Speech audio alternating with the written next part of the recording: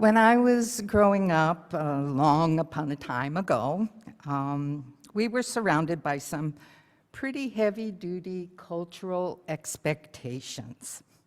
Believe it or not, one expectation was that people should be generous towards what was going on around them. This cultural expectation of generosity was very effectively communicated through faith organizations. And that was readily possible because back in the 1950s, participation in faith community was also a cultural expectation. Going hand in hand, there was also a cultural expectation about gratitude, since, of course, gratitude was seen as a reliable generator of generosity. And I have to say that although no one really talked about it to me since I was just a kid, eventually I understood that kids of my age felt all these expectations formed a very heavy sense of duty and obligation. So, when in the 60s and 70s, young people began exploring expressions of their personal freedom, all those cultural expectations took a huge hit. In fact, their pursuit of freedom was so visible in the 70s that baby boomers of my age were referred to as the me generation. And the 70s itself was referred to as the me decade. I'm not making this up. There is even a Wikipedia entry about this cultural revolution. But compared to some of the current levels of divisive incivilities, it now all seems so cute and quaint, don't you think? Okay, that was a really long time ago, and since I've thought a lot about how to live in social freedom while still living generously, I come to ask, do we all agree that generosity is more genuine when it feels more joyful and rewarding? Maybe when you get a chance, you can take time to think about it. When you offer your time and your other gifts, how does it feel? Is it a blessing that's freely given as a kind of relationship? Oh, a relationship that was described in the reading that Carol offered us this morning. Or does it feel something like something that you should do, or some kind of duty? This morning's story, the reading, and the video on breath and stillness gave us pieces and perspective of a special kind of relationship. They all pointed to an embodiment of community that is connective. And from that embodiment, we find an implied generosity.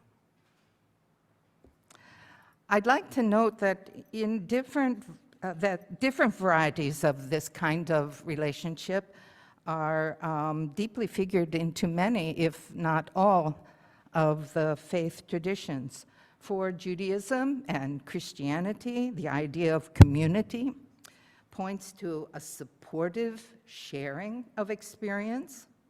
In the Buddhist tradition, the Sangha refers to the unitive connection among those that are sharing a faith.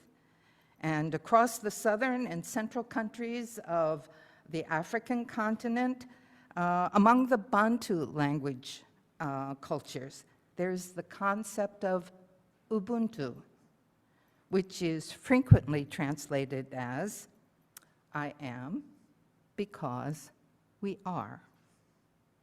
And this generates an understanding that an individual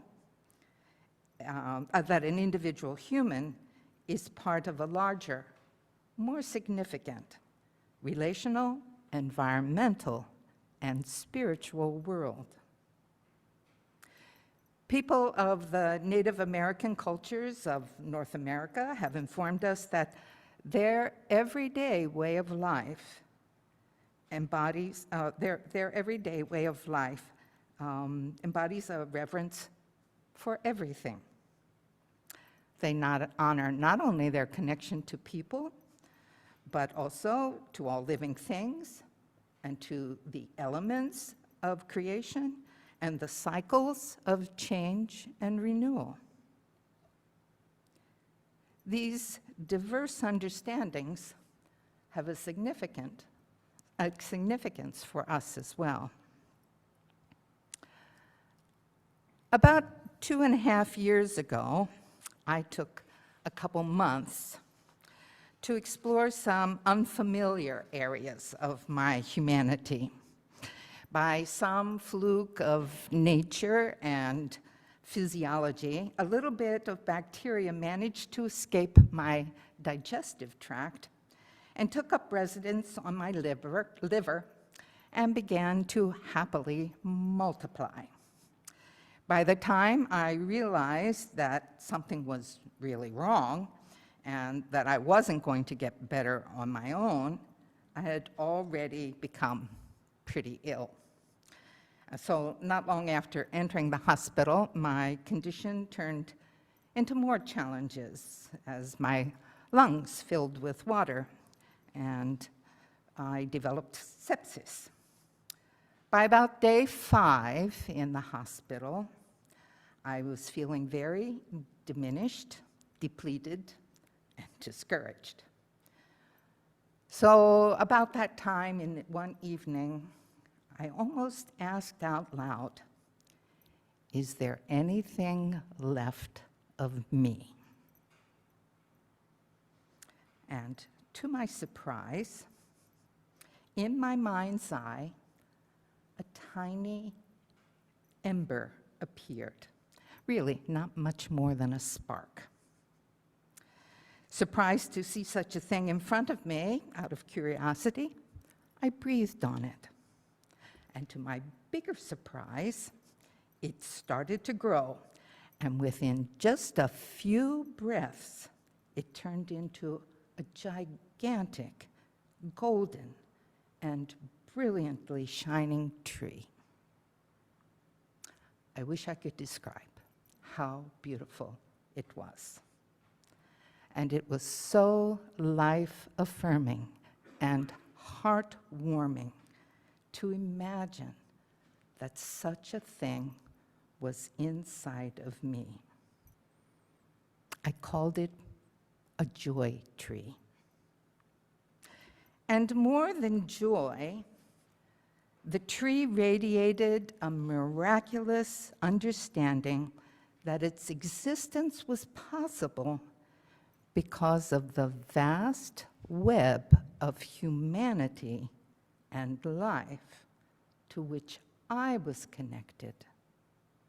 That everything in life was connected in extraordinary beauty. And I knew my own being was held and embraced in a wondrous wholeness, in spite of being so physically diminished. This embrace of joyful wholeness is within and available to every human being. We don't need to get sick in order to experience it. It's how we're put together. This embrace has been a part of my own faith for quite some time, but the overwhelming nature of the vision impelled me to share its story because some hidden things are just waiting to be found. So as soon as I was home and well enough to type, I put together a letter of gratitude. It held reverence and hope. And then I sent it out to anyone who would be open, who I felt would be open to receive it. What was true then is still true. And so it's my great joy to share a portion of those words out loud. A gift of gratitude to you for being part of my life today.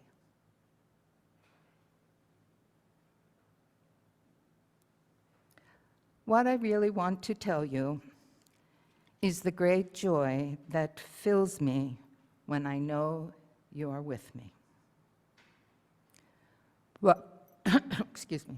One of the great illuminations of this whole long episode is how unshakable is the experience of life, how it's unfolding around me and within me, and that as a human being, I am unfolding too. The real wonder of the illumination is that in spite of chaos, challenge, and uncertainty, I continue to experience unfolding life as profound joy and wondrous beauty. And inseparable from all the unfolding is the joy, love, and beauty that pour out from our shared humanity and flow through the medium of beloved community. You, personally, are part of this pouring and flowing. If this is not your experience, please just keep an open heart to its possibility. The perennial wisdom shared by the world's faith traditions does point to this as a component for living a full and rich life. Your existence is of vast importance.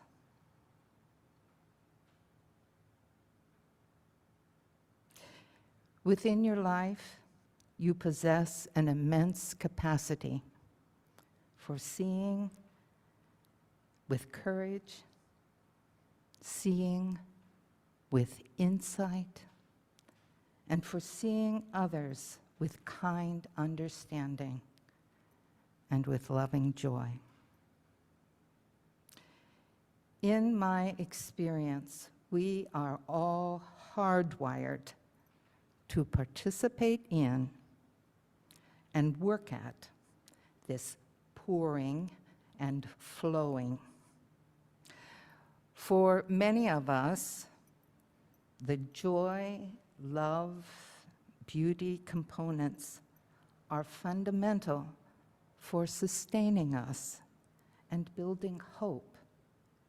What is often less obvious is that although it seems like joy and beauty just appear or happen to us, in reality, they are essential qualities that we can use, that we can create with, that we can take to inspire us. They're always available because they are natural gifts of our being. they are what we are. When you bring a moment, when you bring a moment of joy or love to who you are, to what you're doing, to what is going on around you, or when you celebrate the beauty of a place or a moment, like ripples on a still lake, the energy of this simple act extends way beyond anything that we can see or imagine. We create healing vibrations that naturally flow into the strands of the web of life. It touches us all. It touches everything.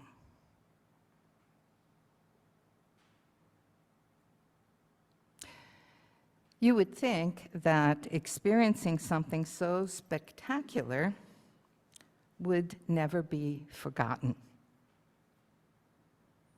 But I do forget. I think most people forget. Which is why I'm so committed to continually practice reconnection and constantly ask others to also participate in building and nurturing community. We need each other's participation to see how wondrous our own joy trees can become. We need each other to draw our trees together in beloved community. May it be so. May we take part in making it so.